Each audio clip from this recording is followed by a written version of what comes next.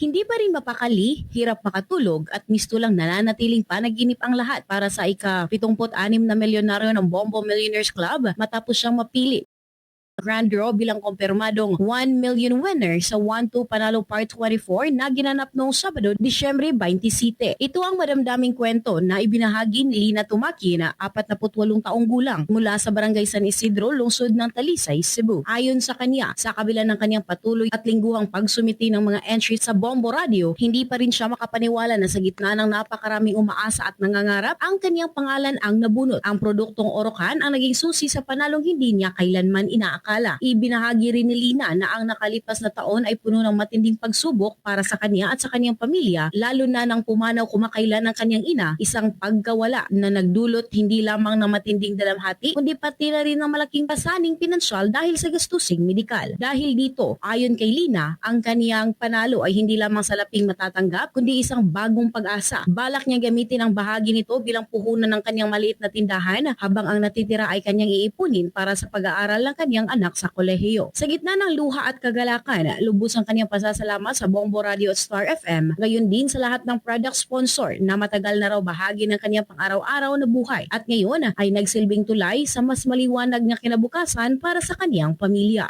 Hindi may paliwanag ang saya ng nararamdaman ko.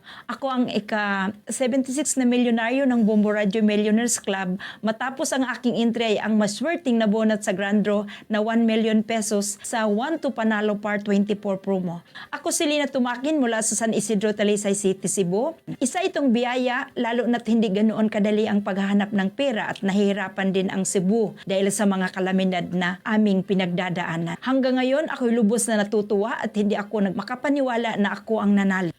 Mula rito sa lungsod at lalawigan ng Cebu, this is Bombo Irene Ardiente and this is Bombo Radio Philippines, the #1 and most trusted source of news and information. Basta Radio. Bombo!